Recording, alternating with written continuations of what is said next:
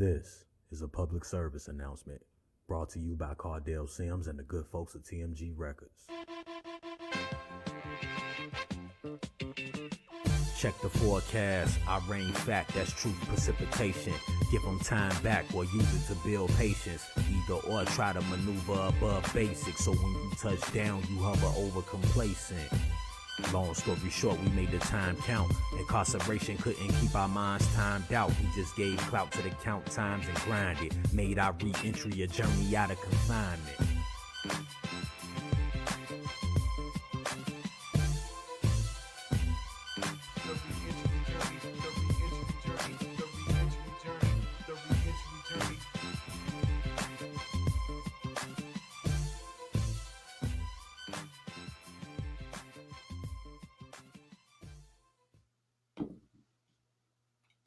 All right, man. Y'all know what time it is. Y'all know what it is. It is Monday night, and we're back with another episode of the Reentry Journey. You know, on the Reentry Journey, we highlight the journey of those who've been to prison and they got out of prison. They're doing the things that they do and amazing things that they're doing. But we also highlight those who are working in the reentry field as well that may not possibly been to prison or anything, but they're out there. They putting the footwork in. They grinding, they teaching, they educating, they motivating, they inspiring. They're doing everything they can to helping us who's getting out of prison, the formerly incarcerated, to have opportunities to not just get out working an old regular job that's going to beat you down, but actually giving you some kind of skills to go out and be successful after you complete your journey and during your journey as well. So tonight, our guest is Mr. Ron Tate. The title of this episode is called Reentry Coding. The reason why it's called Reentry Coding is because of the work that he's done and the work that he is doing out here in the field, in this reentry field. So I'd like to introduce our guest, Mr. Ron Tate. Welcome to the Reentry Journey, Mr. Tate. Tell us a little bit about yourself. Well, first of all, I want to say thank you, Mr. Sims. I appreciate you. I've been working in education. I've been a coach, high school football coach, teacher. I worked in probation for a couple of years. These are the things that just kind of moved me more towards my decision to kind of want to be a little bit more proactive in making more of an impact as opposed to somebody sitting on the sidelines. But before all of that, we all got family members locked up. My little brother spent 30 years. My sister spent 20 years. You know what I mean? She's in a coma now.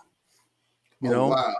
Yeah. So her husband, he and I had a conversation probably, I want to say in 2007 or 8.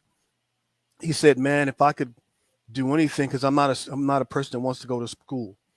Gun charges. He's got every title that you can have to keep somebody behind bars for the rest of their life. He got that next to his name. Right. And I said, look, man, I don't know what it is, but I'm coming back. And when I come back, I'm gonna have something for you."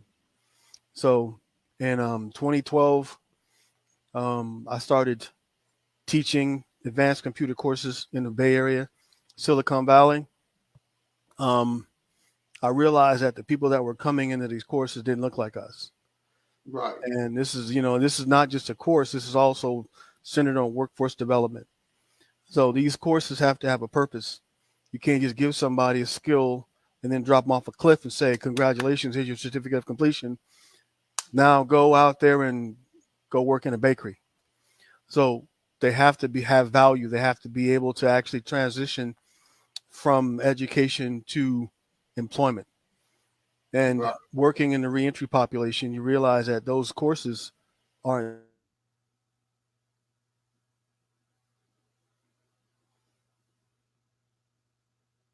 You froze up there. Is it me or did Ron freeze up?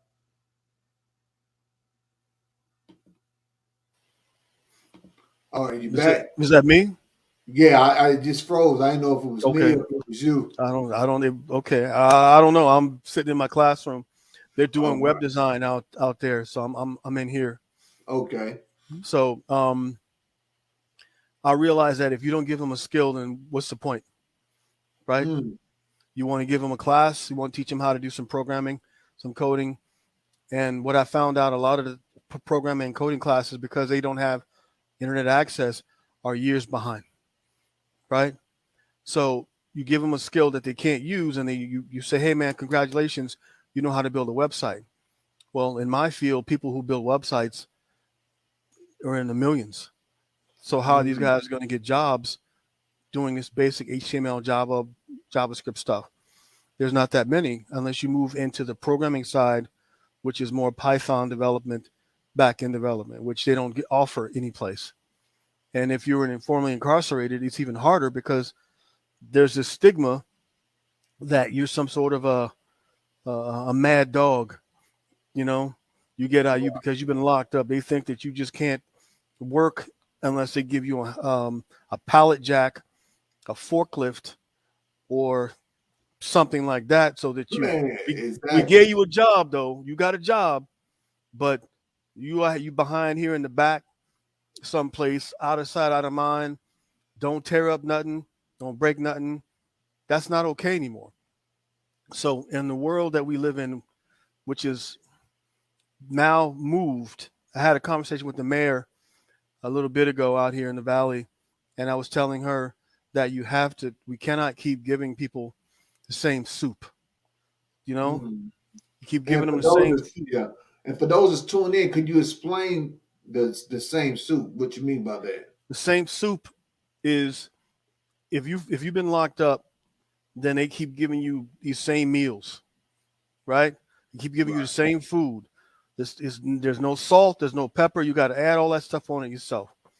When you get out, they keep giving you the same stuff: warehouse, forklift, something that doesn't have any sustainability, but that's what they give you so they know where you are, right? You cannot be elevated. This is it. It's the same soup. I said, well, the world that we live in is shifted. So if you keep giving people the jobs that don't elevate or, don't transition into a higher role, then they're going to be outdated. So you can't keep giving them the same stuff that has nothing in it.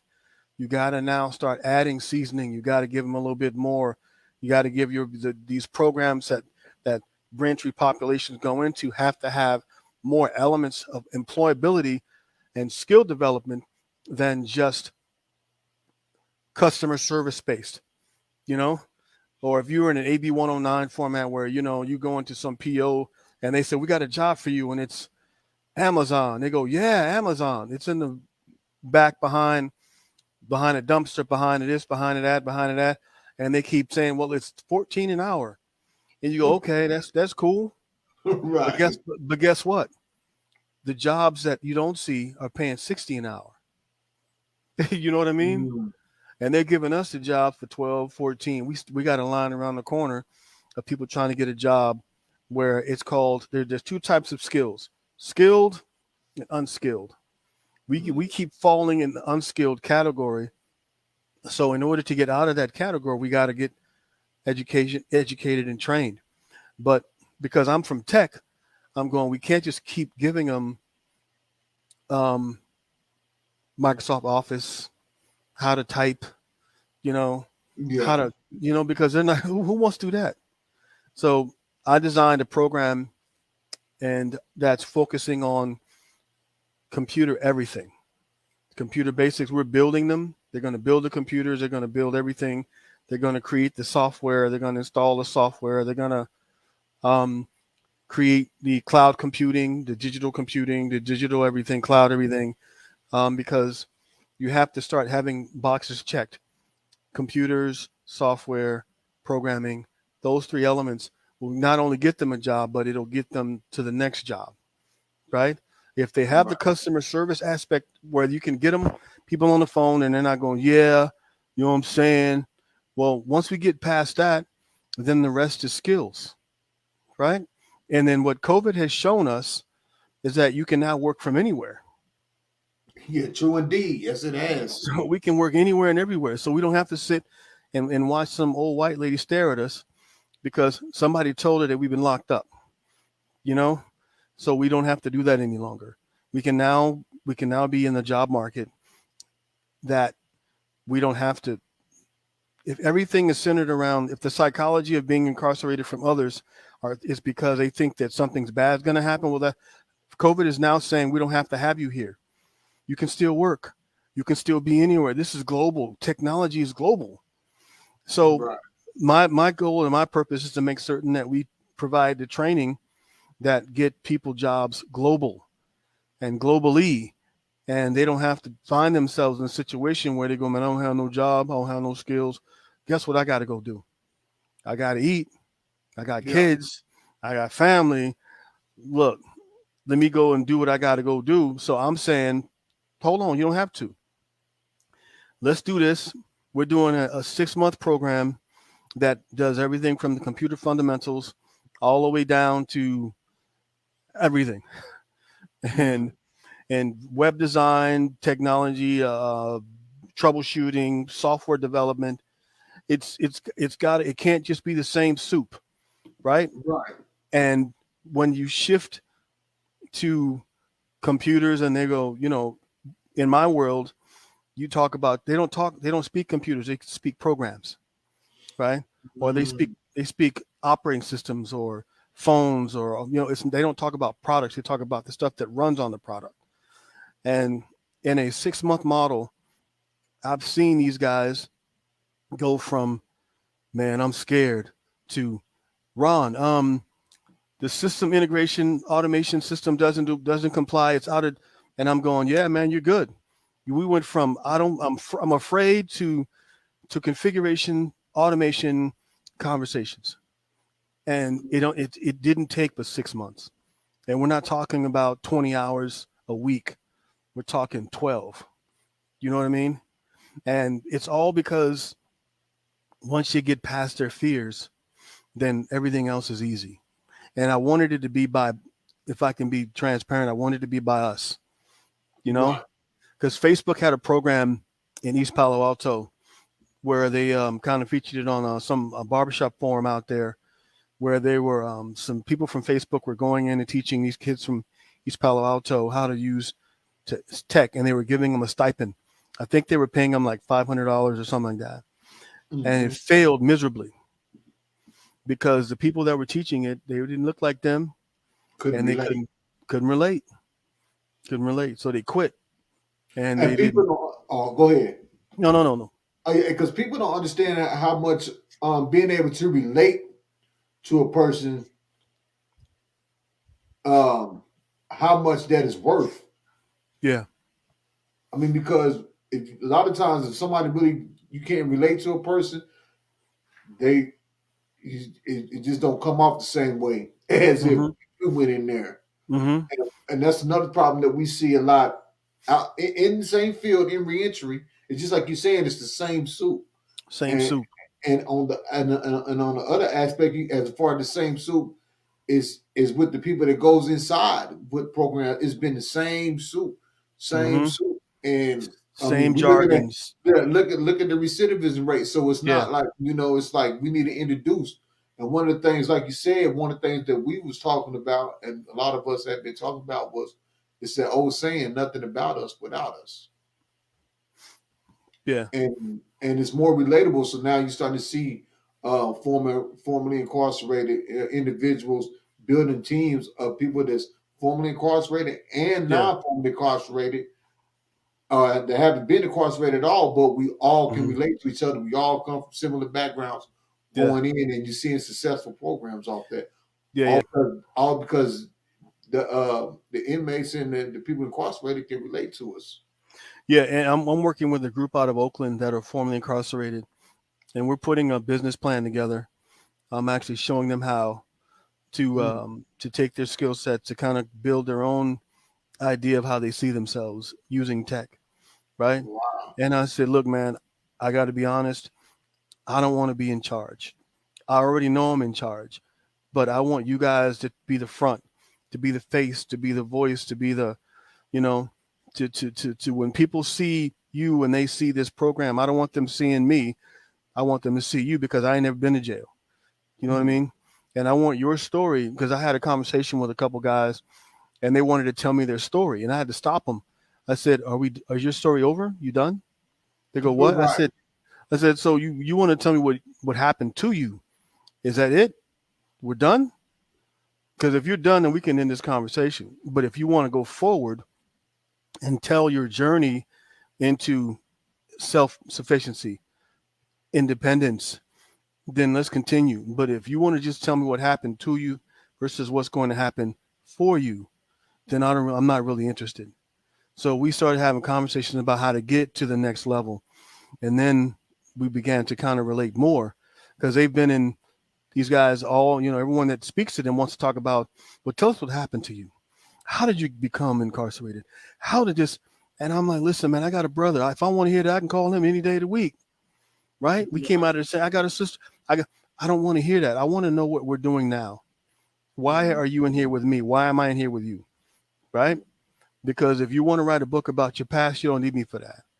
But if you want to use that as a chapter, and then let's create new chapters. Right? Let's get to the next. Let's complete your story. And by the end of this chapter, which is going to provide you with a new skill set that you can now move anywhere in the country and do, you can sit in the confines of your own neighborhood and do once you have these skills, because it's all online anyway.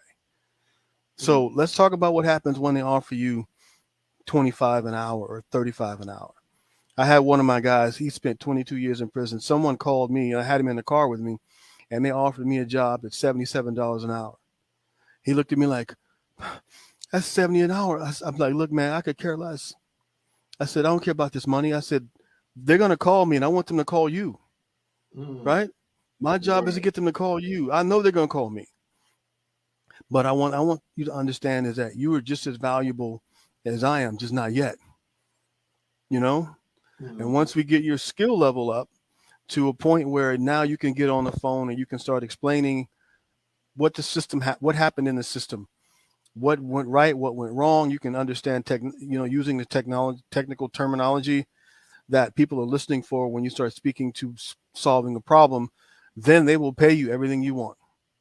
And we can do that in just a few months. But that's the easy part, right? The hard part is now that you're in there, you can't go in there and tell these people that you were locked up because the stigma is still there.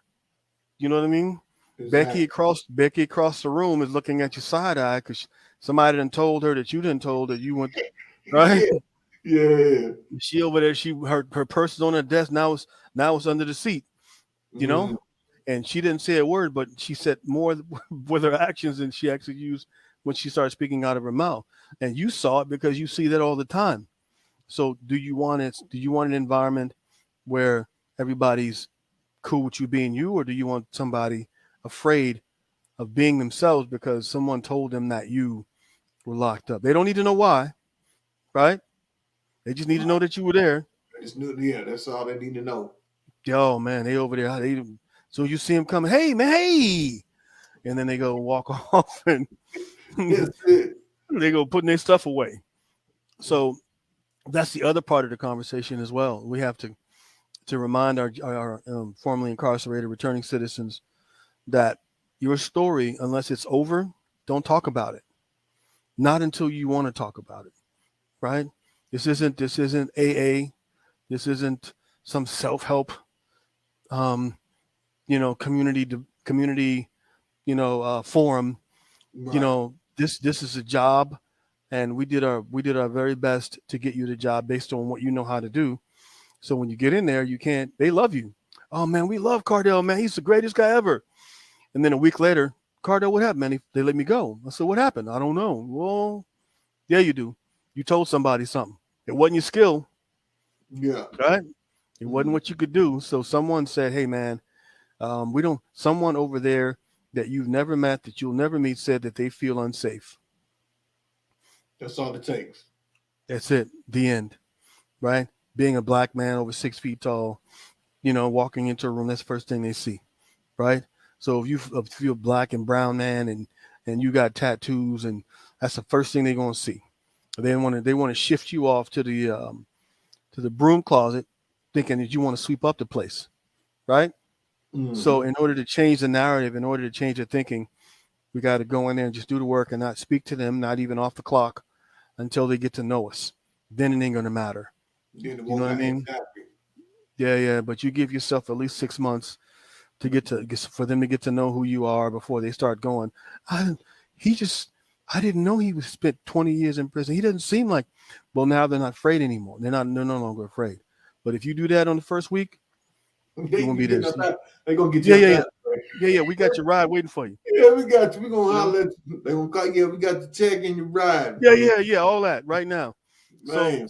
that's also part of the conversation, and that's why the program that we do, that we want to do, and I've been trying to work with, trying to get inside the prisons to be able to teach tech, because the technology that is currently being offered is watered down.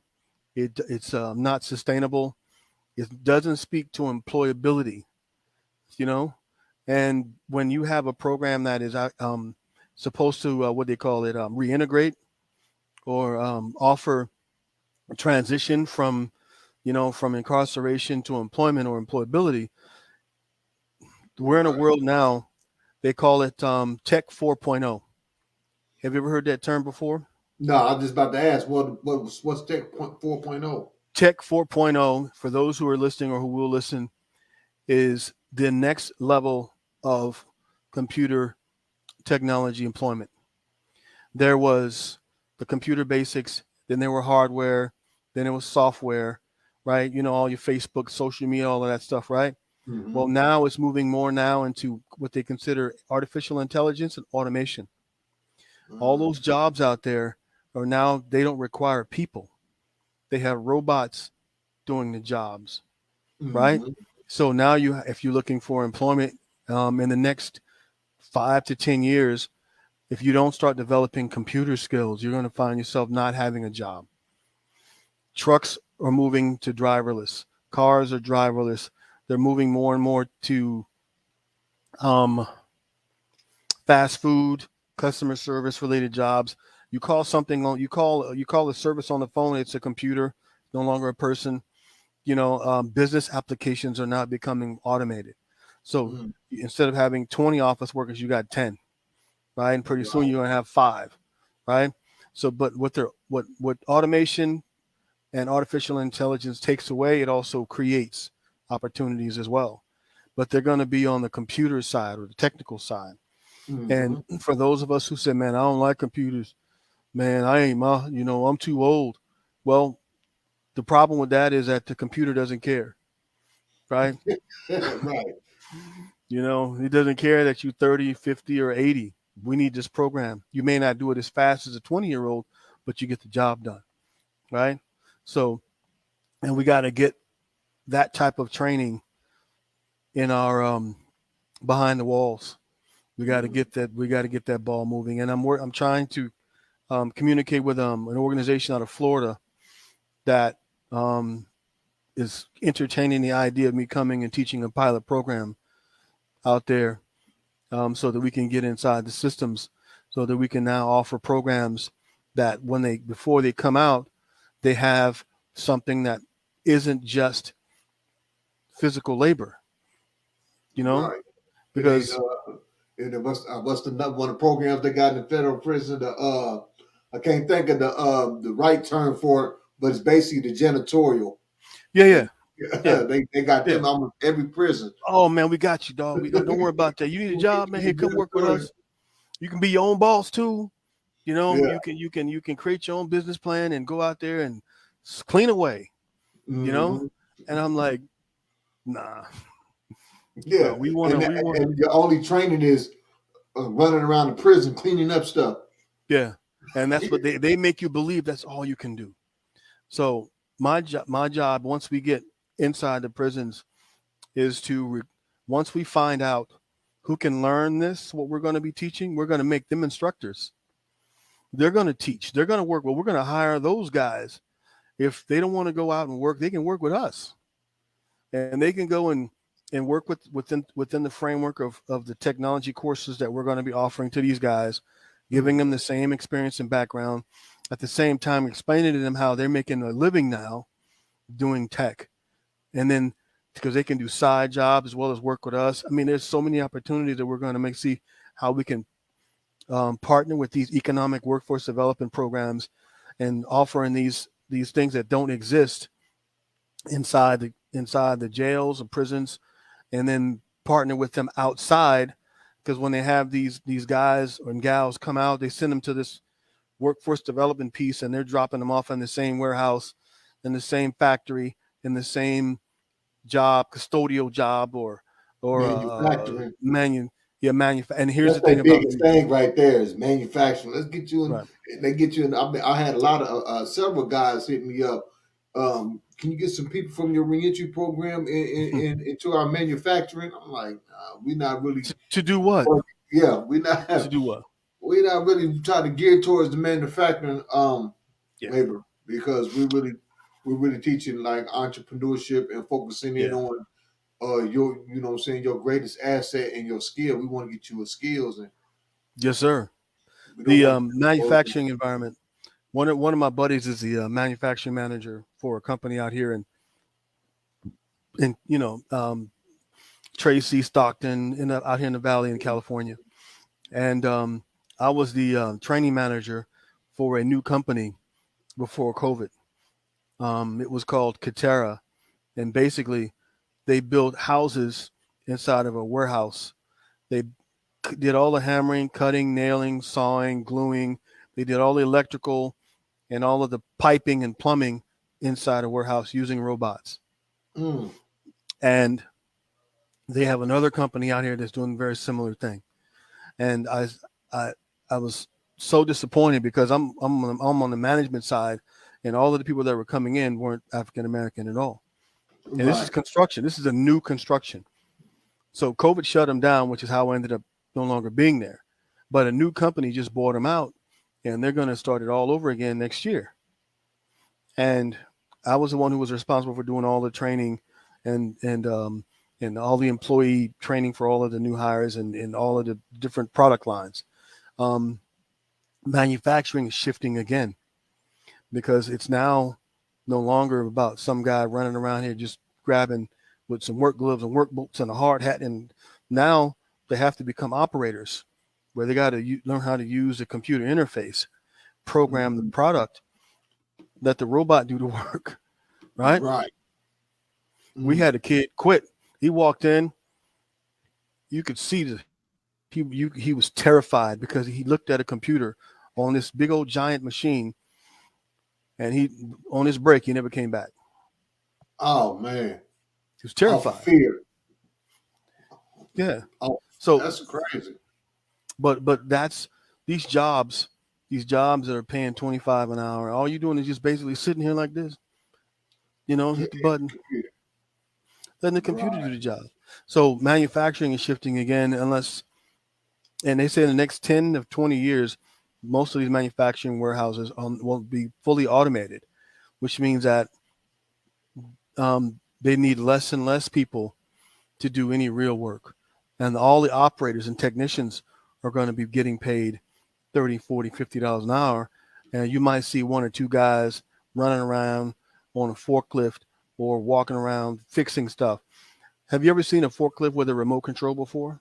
No, I ain't never seen that. They got them out. Yeah, when I was in Phoenix, Arizona, they sent me there to kind of help do the training for the robots. And they had a guy with a remote control, right? It was on your phone, just on your phone. You know how you can fly a drone, right? The software is on your phone, do this, use the controls, everything. They did all of that with a forklift. And the robots are, they got different sizes and stuff like that, like they have. But what they're doing is they're removing the possibility of they call it HMI, human interface, right? So they're removing us and moving them, the robots, in our place. So we have to fight back, and in every aspect. What's the best way to fight, and how do you fight back? You got to get skilled up. You got to get skilled up, man. It ain't gonna happen. We can't hug each other and notice. We have to spend some time. I know it doesn't feel good, because we locked up. Somebody told you weren't smart. either in your house or in your school or on the streets. Somebody said you couldn't learn, right? We're saying, yeah, you can, but don't trust me, trust the process, right? If you can go sit down for 6 years, 16, you can sit here for 6 months. It's hands-on. We're going to take our time with you, make sure that you're comfortable, and then you just learn. And if you run from that, then we're not going to catch them all. Right. That's the reality. We're going to get them all, but I want to get as many as I can. I want to go from state to state, city to city, county to county, as soon as we develop our pilot program and finish it, so that we can have the data to support us teaching everything from programming in manufacturing to programming using Python for automation. There's 2 types, right? Mhm. There's automation and then there's manufacturing. So we have to be able to show them how to use both. And these are hard because they're languages, and you can't pick it up in just one day. It takes weeks and weeks of practice. The other stuff is a lot less complicated, but it's still complicated. But it's all hands on. They're not going to sit in the room and watch somebody on the TV do it. I submitted a budget for that program out in Florida, as well as a program in Silicon Valley, San Jose, where basically we will have laptops and we'll have the software, and we'll just build a database and set it up like that so they can use it, and then just basically just learn through us. There's no homework. We'll have Right. packets. They just work. They come in here, man, I don't know what I'm doing. You will. You will. And have you ever thought about possibly doing the classes, like say there's people that's already out, that's already came home from prison, returning citizens already out here, and they want to get into tech, but they have no Mm-hmm. way. Have you ever thought about like having virtual classes or anything like that? Um, yes, and we will at some point, but the biggest hurdle is, even if we have virtual classes, this isn't your typical class. I'm sorry to say this about my folks. They got to have their hand held in the first few weeks. Right. They got to have you stick them in front of a computer. I had a conversation with my cousin. He spent 11 years in prison, and he is now an engineer, right? And he couldn't understand. He said, "Man, cuz I can't. Why would anyone want to take classes? I'm self-made." I said, "You are." He said, "I've learned on my own." I said, "You did." I said, "If you use that approach, then no one has to go to school. They can just go on YouTube University. They can go on LinkedIn Learning, or they can go into Udemy or Coursera, all these online products Right. that you can sign up for $9.99 a month and just take all the classes you want." But for those of us who don't feel comfortable or feel safe, or, some of the formerly incarcerated come home and they're afraid to go online because they think some monster's going to come out and grab their credit information. Right. So You ain't got to worry about it coming out. I used to tell people, man, you ain't got to worry because they steal mine, they're gonna be mad. Yeah. so we want to wrap our brains. We want to wrap our arms around them in every aspect, from not just from the technology perspective, but we know that they're gonna, I'm working with a church out here that we want to actually work with the senior population to help them with not just their learning on how to be safe, but telemedicine, right? Or getting their prescriptions, understanding how to talk to their doctor.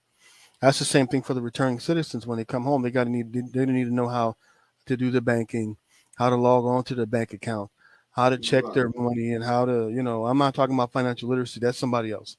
But I'm saying within the framework of what we're doing, we know that we're going to have to show them that it's okay, because they're going to have to show someone that it's okay.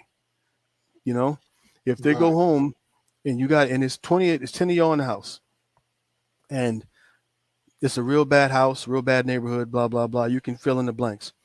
Well, if you're the only person that knows how, you have to be the person that teaches them how. You understand? Because we call it a transition of learning, transference of learning.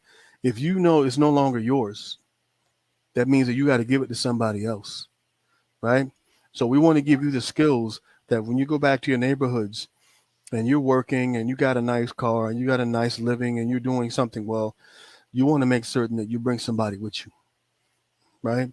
You got to take a couple somebodies with you, and you got to show them before they become part of the environment that you just left, right?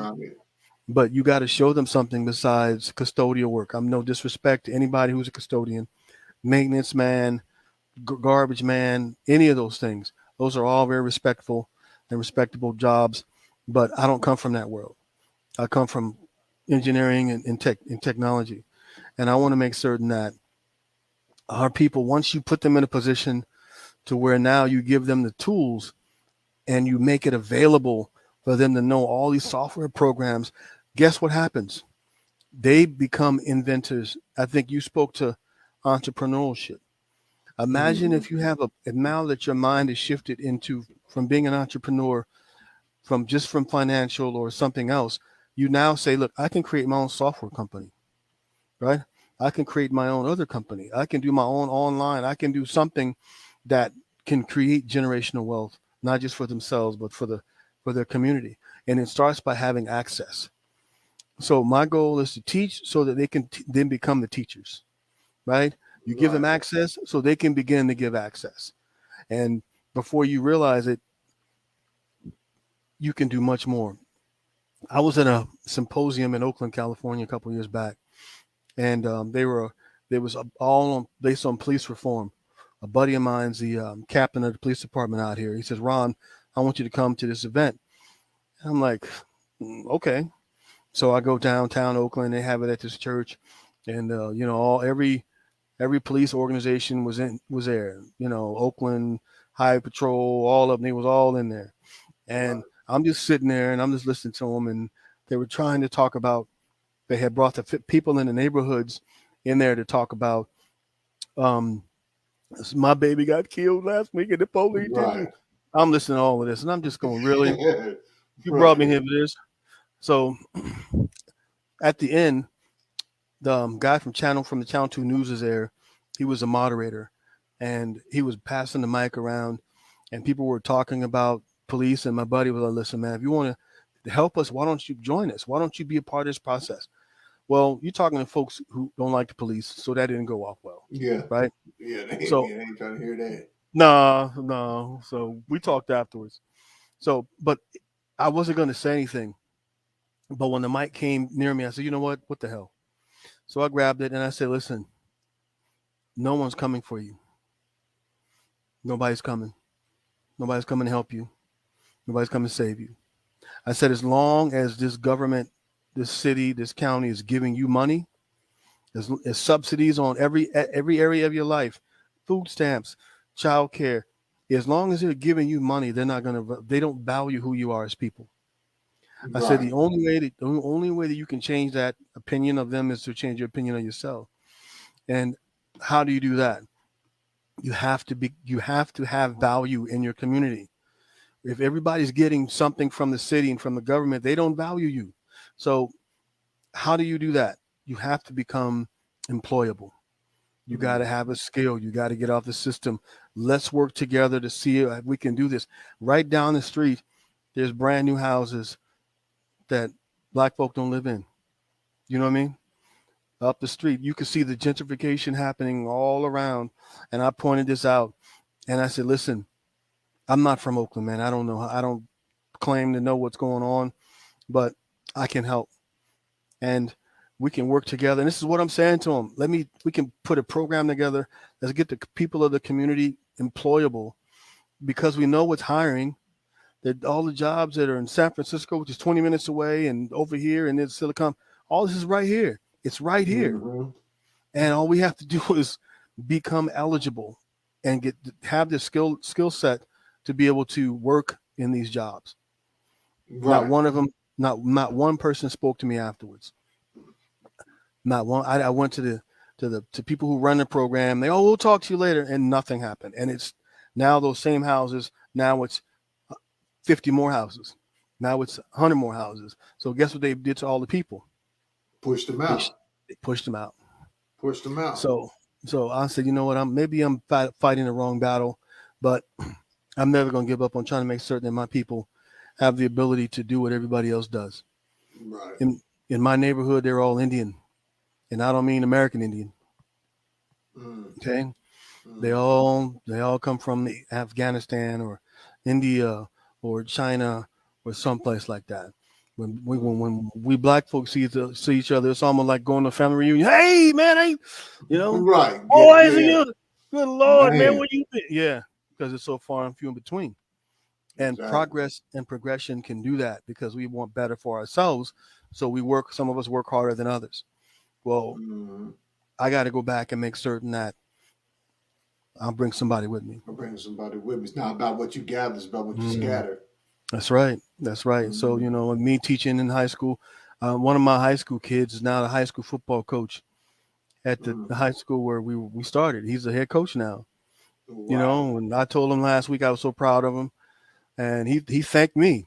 I said, son, it's not me, it's you now. It's your turn. So we got to get our formerly incarcerated returning citizens, male, female, we got to get them to believe that it's their turn. It's no longer an option to sit back and wait for us to kind of hope someone shows up. Well, let's get you skilled up, and then you can be that person. Man, I'm playing lotto. No, you can become the lotto. You can be your own lotto ticket. You can make $100,000 in a year. You can make 200. You can make, if you create something, there's no telling what kind of money you can have and develop. So that's just what I'm trying to do, and that's what I'm going to do. And I'm in here right now trying to make it work. And it's a struggle because when we're not talking, I told my sister this a month ago. I said, man, I wish I would have promised God I want to be a bus driver. It'd have been a lot easier. Yeah. Getting my folks to stop and think. And when I say, listen, you don't have to listen to me. When it happens, you're gonna come running. Who gonna help us? When I went to the church, I'm not listening. Once these jobs start going away and it starts hitting other Americans, other black folk who got jobs in manufacturing warehouses, it starts affecting them. Then you're gonna go, what am I gonna do? Well, you still got the same problem exists and the same solution is still there. You got to get skilled up. It's not going to happen. And you don't get skilled up nowadays. People got to understand skilled up nowadays is technology. You need technology skills. Yeah, but real tech. Yeah, real tech. We're talking about in, like you say, 5, 10, 15, 20 years from now, this is what it's going to be. Ain't no and if a bus about it. If you ain't prepared, you think you lost now. How many cities filed bankruptcy? How many cities in the Midwest? Because you're from the Midwest, right?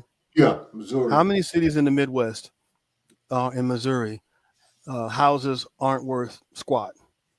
How many neighborhoods do we have in the Midwest? My sister's husband's from East Cleveland, okay? And they said you can buy a house out there for $2 in a 6-pack, right? Yeah. So I'm saying that once we start having a product where people are working, then we can build the communities up from within. Exactly. You can as long as there's somebody that's in that community or a bunch of somebody's not trying to take the government's money and show up with new Cadillacs and and start thinking about, look, we have enough programs that are out there that provide community service, family support.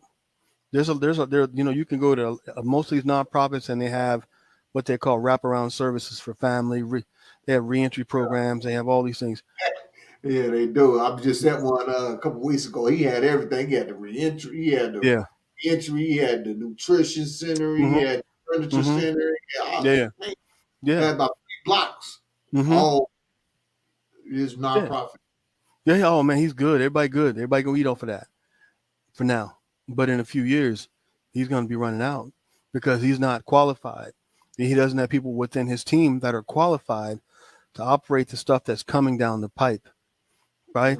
And then what's going to happen again? They're going to have what they call another economic setback. It's already been predicted. In out here where I live, it's already been predicted. So if you're out there in the Midwest or someplace else where there's less technology than out here, it's going to be even worse. And I'm saying these conversations that you and I are having are important because your listeners, hopefully they will reach out to me and we can have a conversation about how can we create something, because it's not about if, it's about when. It's not, look, it's already happening out here, and this is the tech. I mean, a lot of the tech companies in California moved out because the cost of living became too high. Right. And they all went to Texas, Yeah, and I'm New about York, to and say, soon. moving down to Texas, they said Austin, Texas is the next tech hub. so And the gold rush moving to Texas. yes, sir. Yes, sir. And all the folks, there was this school in San Jose, California. It's called the Hispanic University. And around this big old giant buildings was the worst neighborhood I'd ever seen. And I told the president of the university, I said, man, your university is like a castle to these folks. They don't think they can come in without permission. That's not how it's supposed to be. You know what I mean?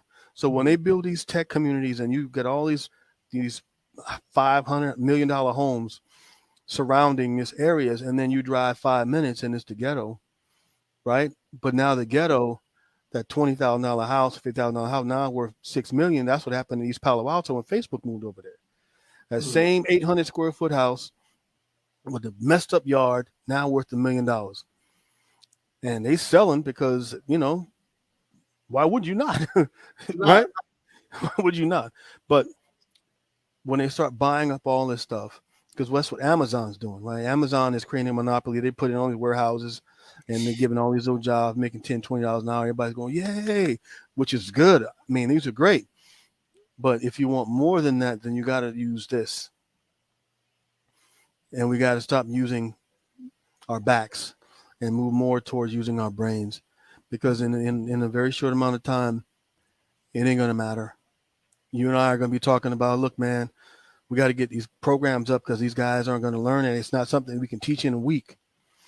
I saw this thing online where Google is teaching Google certs for IT support. I'm like, that's not even possible, because yeah, you can teach somebody who already knows, but what if they don't know? Right? If you never touched a computer, you just do a little bit, how would you know where to even start? Right? And they're going to help you find a job? Absolutely not. Right? So we have to help ourselves. And I took it upon myself to be the person to start this process of working with our people without apologies. I don't care where you come from. As long as you understand that this is not an overnight process, we're going. As long as you understand, you got to put that work in and trust the process. You got to trust the process. So you were speaking about you was hoping that the people that tuning in, they reach out to you, and how do they go about? Where do they find you? Name of my company is called Coach IT with a K. KOCHIT.com. You can reach out to me. My name is Ron Tate. You can actually hit me up.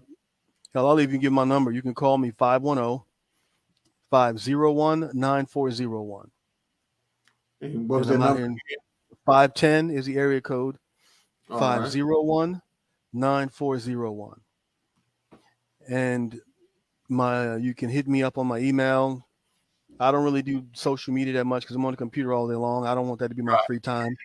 So you can just email me at rotate1@yahoo.com. So that's rotate the number 1 at yahoo.com. And hopefully someone, sorry, go ahead. What was the website? It's Coach K with a K O A. Sorry, Coach KOCH. Okay. IT.com. Oh, all right. And they can go and take a look at us. And then we're doing a program out here in Stockton, California. And I'm going to tell you something, it's hard. We had 11 students, now we got 5 because they walk in and they just go, it's too hard, and they quit. And I'm like, listen, man, don't just trust the process.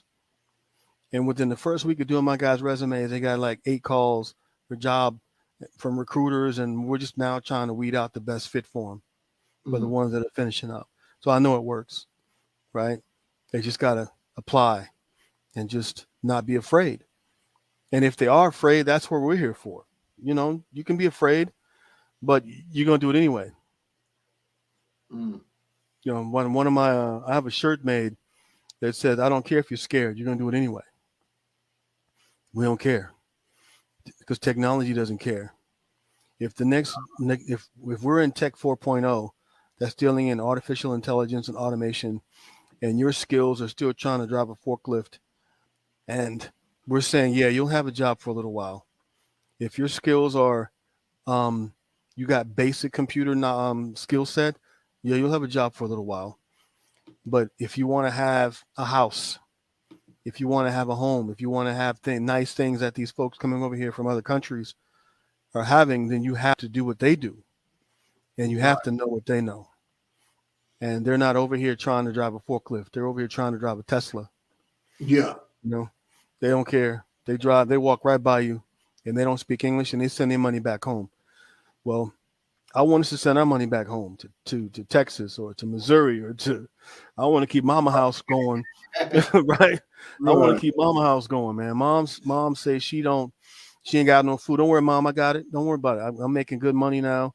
But what we're gonna do is we're gonna move you up out of it. Or we're gonna keep you up in there, move you out. But if you want to stay, this is what we're gonna do.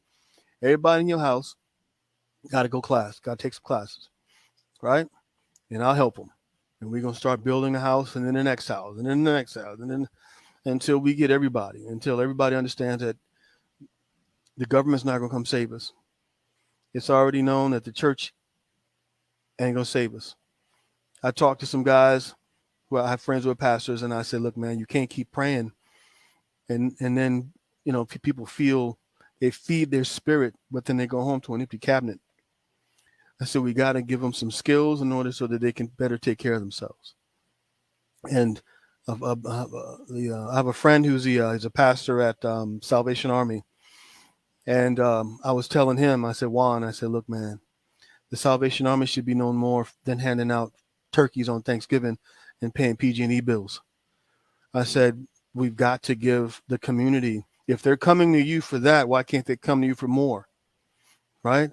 And I told him, I said, man, I'll help you set it up. I said, listen, I'll help you set up. We can build your computer lab. If you have money, you can hire 2 people within your budget. You can pay them part-time, and I will show them how to manage the computer lab. You can teach ESL classes. You can teach after-school programs all right here, and I will do it for you. At the time, I was working at Facebook. I said, look, man, I work from Facebook. I'm working right now. I'm talking to you. I said, I'll teach them how to do this. I said, don't pay me, pay them. He just had to get it approved. The Salvation Army went from, now let me paint a picture. They had 5 rooms that have been empty for years. And they wanted $2,000 a month for a 400 square foot space. That's crazy. Answer's no. Right. So the answer's no. So he was sad. He was apologizing. I'm like, look, man, I'm not into politics. That's somebody else's job. Right. I'm boots on the ground, man. I'm infantry. Me and my buddy was like, you made it, infantry. So that's what we're gonna do. We're gonna be on the ground. We're gonna train our people. We're gonna get them skilled up. We're gonna make sure grandmama and them know how to order stuff online. We're gonna make sure the grandmama and them know how to protect themselves. Right? We give them a laptop, and we can't have Junior and them putting porno on it. Right? I want her to say no. Right? And so that she can protect her own stuff. And we're gonna make certain that our families and our communities are taken back one at a time. I don't care where. I just know that we have to start. And I appreciate you, my brother, for letting me talk. All right, no problem. So I got one final question. This journey that you setting out to do, that you've been on for a while, what is one word to describe this journey and why? Teach to compete, to be competitive. The why is, I think you and I and the folks that are listening understand that I'm tired of watching others benefit from what we do and what we don't do. We give up so much of our time in these warehouse and manufacturing facilities, and only for them to let us go. We can't get to the next job because we don't have the skills, and they don't give it to us, don't offer it to us. They're not showing us how. And they offer programs for our children to learn how to use tech, hack the hood, code this, ink. And I'm like, well, what if you're 30? What if you're formerly incarcerated? What if you're 40? Where do those people go? So if you're the head of the household and you're 40 years old, you're 35 years old, you're 30 years old, you're 27, and you don't have the ability to go get trained or educated, then where do you go? So what I'm working on is what I've been talking about is I don't want their money. I don't want your audience's money. I want the people who have training money to partner with us so that we can put a training program together so that they can come to the program for free. I don't want the money. If they had to pay $1, it would make me sad. You see what I'm saying? So this partnership that I have here, I said, man, we're not charging these guys any money. You guys got money. Well, how much do you need? Well, how much you got? This, I'm sure if you can write a grant for that, you can write a grant for this. Right. So that's my objective. My objective is for our people we want to get rid of the excuses so that my journey, it can be easily completed when we know that we have the data to support a program that's free in training and that they already pay for. We're just adding tech to it, right? Mm-hmm. Once you buy the hardware and the instructors, that's the easy part. So I want to make certain that not just our children get the technical skills, but our parents get it as well. Because one of the things that I heard from one of these speakers, you shouldn't be afraid to dream, even if you're 50. Right. You know, and if you've been locked up, you know, and formerly incarcerated, and you come home, and someone dashes your dreams, or they've been dashing your dreams, or telling you nobody for your whole life. When you meet me, or when you meet someone like you or us, we're going to say, look, man, you can hold on to that. You can let it go. I'm not saying let it go today, but I'm saying you have to let it go. And we're going to replace it with a skill that gives you the confidence that you never had, that gives you the ability that you wish you had, and gives you the economic resources to not only take care of yourself, but others. And by the time we're done, by the time you're done, if you've gone through a transformation that's using the tools that are out there to help you become who you said you wanted to be, not me, who you said, and while you were sleeping in the middle of the night in the dreams, and when you wake up, man, I don't want to do this no more. This ain't right. This ain't, well, when you come home, you should have a place that's going to push you to prepare you so that you can go in to a place where you can go do what these other folks do from the other countries, and they don't have to give you permission because you're already skilled up, and you ain't got to have some hookup. You know, your skills are the hookup, and they will always change as long as that person understands that every couple of years, you just go take a update. You just update your skills 1 or 2 at a time, and next thing you know, you're good. My little girl, 27 years old, just got a job making $105,000 a year. She only been in tech 3 years. Oh, wow.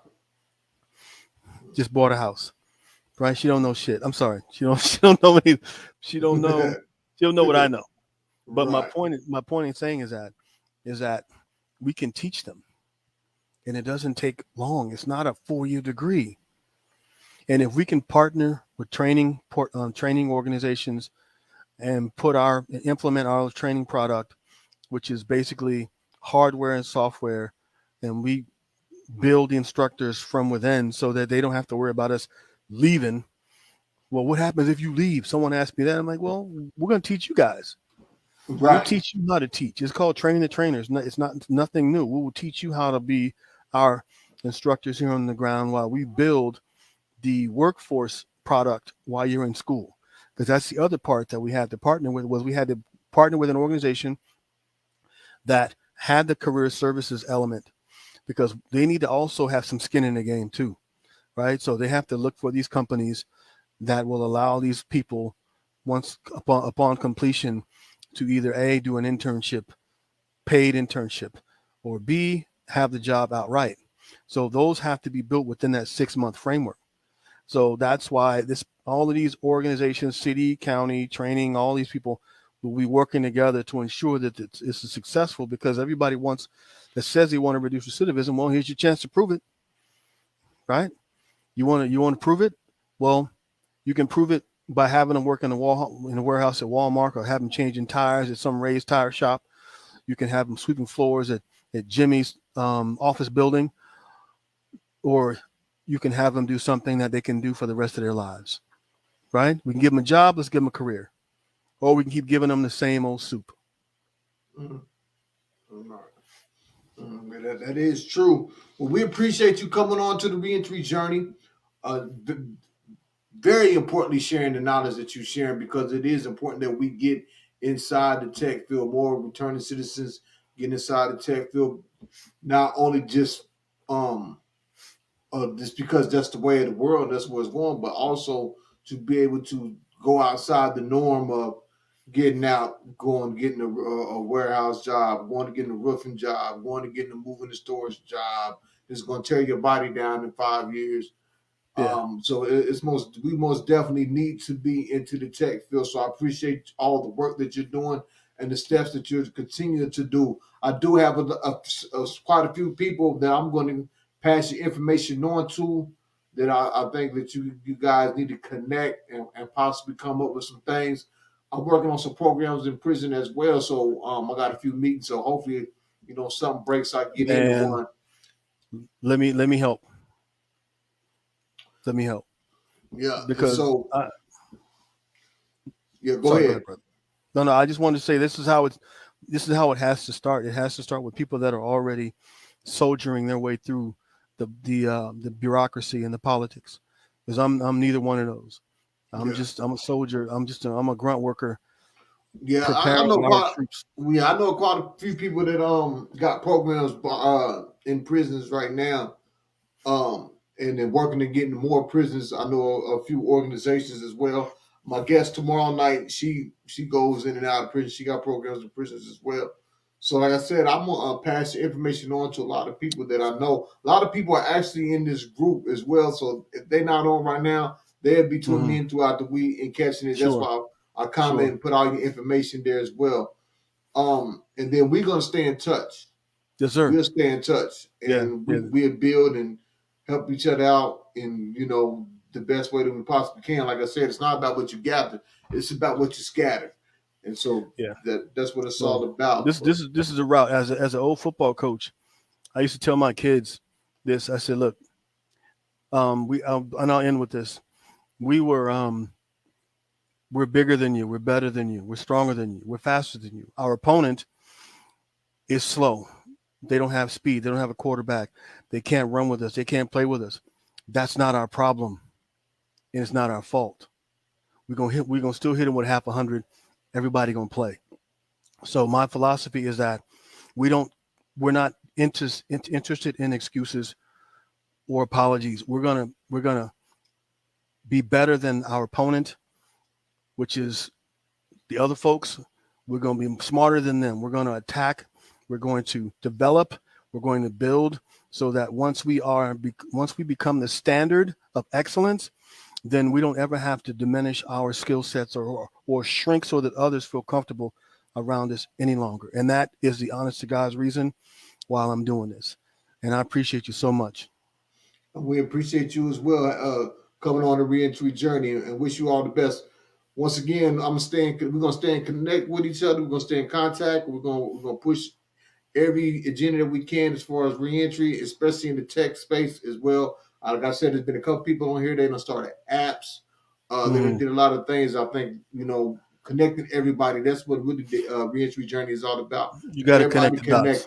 Yeah, connecting the dots, and that's what it boils down to. So once again, thank you for coming on. Thank you for sharing your story, your knowledge, and your information, and all the work that you do. We really appreciate it. Appreciate you, sir. This is another episode of the Reentry Journey. I am your host, Cardell Sims. We'd like to thank our guest, Mr. Ron Tate, for coming in and sharing this information. And I'll see you next time on the Reentry Journey. Thank you. Thanks, guys.